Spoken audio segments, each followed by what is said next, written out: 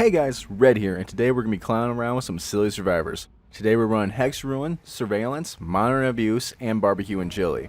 Our add-ons are Tattoos Middle Finger so I can see aura of intoxicated survivors, and Bottle of Chloroform to expand the gas. I managed to get pretty lucky as David runs into me, and we begin our first chase with a free hit.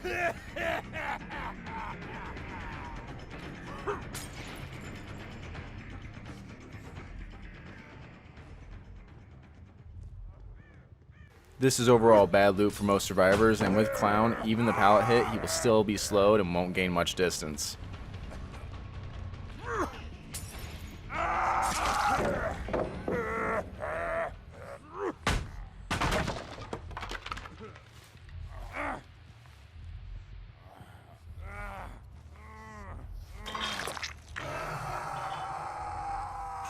It's almost always a good idea to reload after the hook.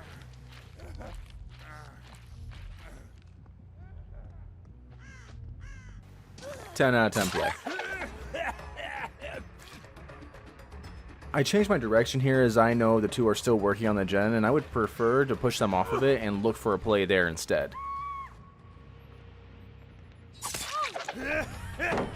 Tattoos Middle Finger add-on is a super strong add-on in my opinion due to being able to read a survivor's movements and allows for different mind games. It's also a great learning tool for newer Clown players as they get to learn how survivors react.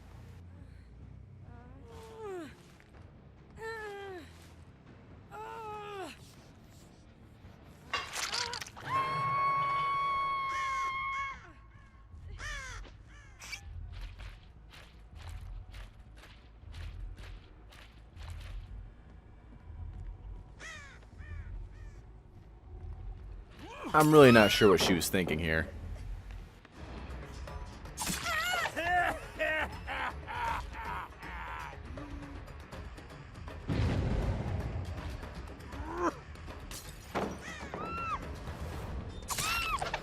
Overall, the loops on this map tend to be shorter and more mind-gameable loops than other maps, and shorter loops is where Clown excels.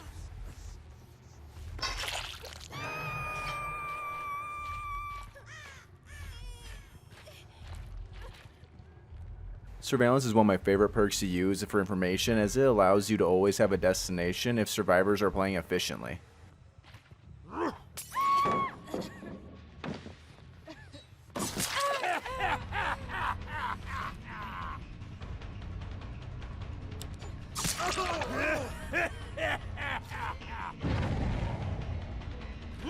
She really should have used her time better and gained more distance.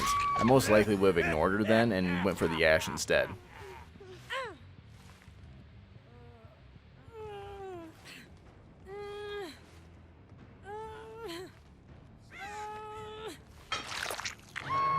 This would be one scenario where reloading might actually cost a gen, as it takes about 5 to 6 seconds to reload. With two people on a faraway gen like that, it'd be better to get there and apply pressure on the gen, especially with Ruin still up.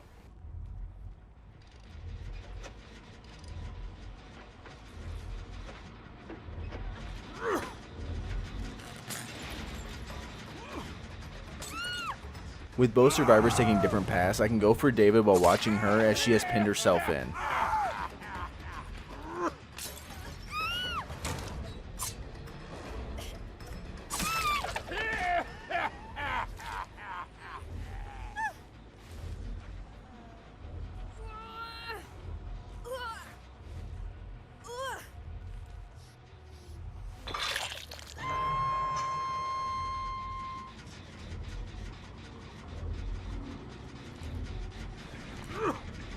In scenarios like this, go ahead and reload because you and the survivor are at a standstill. This works at longer loops as well, as the survivor won't want to really risk attempting to run to another loop.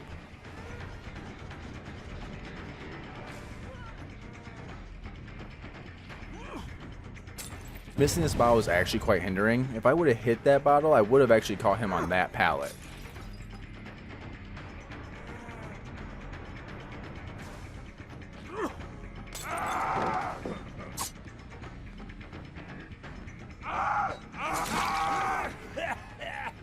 That was a little bit longer of a chase than I like to typically have, but it is a good example to show how even missing 2 bottles can extend a chase quite a few extra seconds. and every second counts. This is why maintaining pressure is important, as it allows you to make a few mistakes here and there without being severely punished.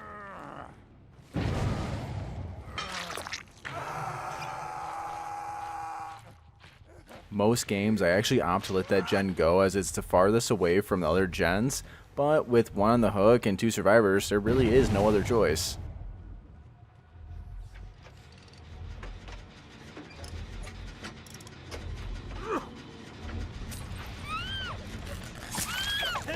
I choose to leave her just in case of DS, and I tend to be nice to survivors most games if I've recently hooked them, but eating a DS in this situation wouldn't be bad, as 5 gens still remain.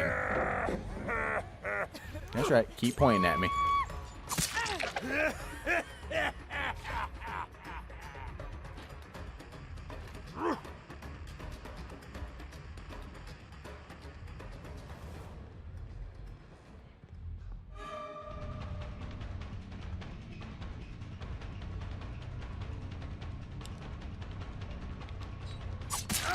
Same mistake as other survivor made. If your teammate is going to take a hit for you, make sure to get distance, otherwise it's just a waste.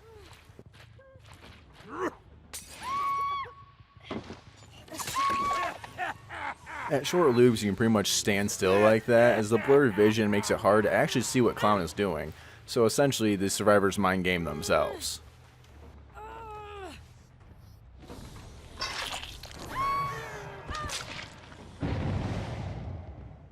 With 1 survivor down and 5 gens still remaining, our pressure now is immense.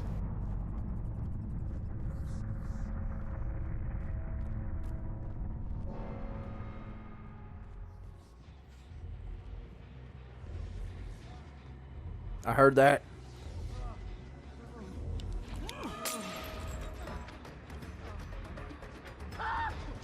Breaking chase for the easier target. I like easy.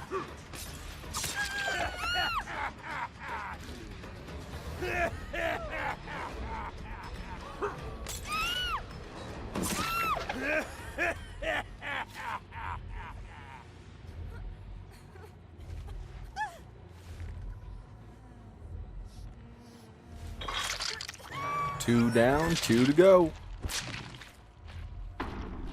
Barbecue lets us know where someone is heading to, but surveillance allows us to see where they currently are, and has great synergy with Ruin. If you prefer one over the other and not to take both, feel free to swap in Sloppy Butcher for either.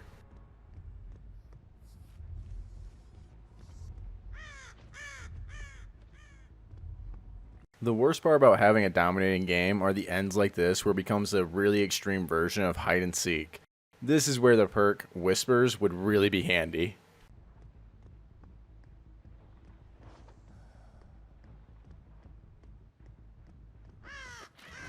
The upside about a game like this is you are no longer under any pressure, and it really doesn't matter if you make any mistakes unless there's maybe a key in play, but other than that, the game belongs to you.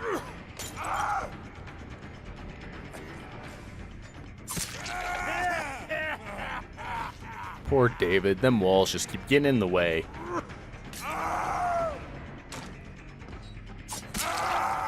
Just the tip.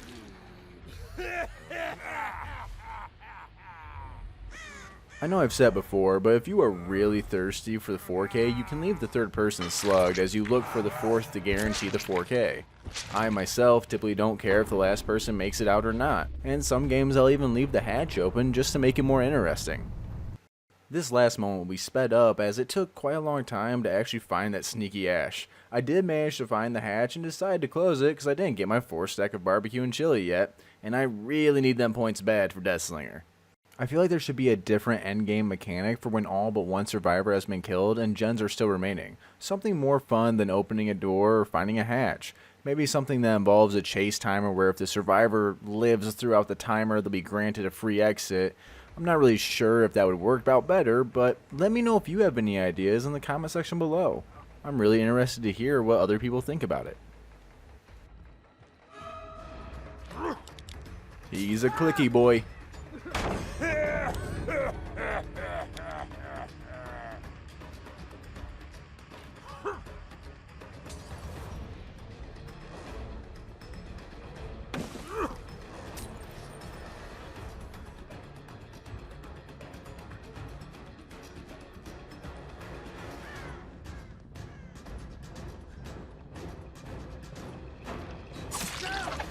I won't lie, that was generous.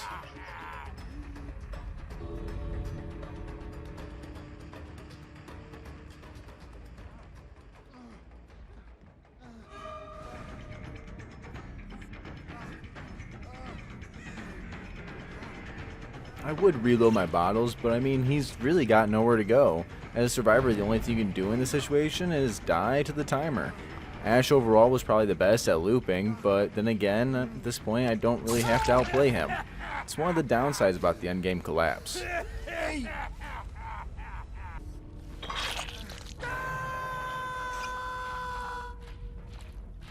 Well everyone, that's it for this clown gameplay. I hope it was entertaining and educational in some way.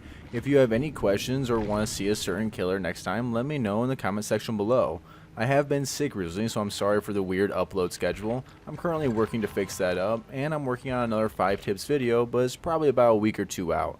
I hope you get to intoxicate some survivors in your next games, and as always, I'm Red, and I'm signing off. Come on.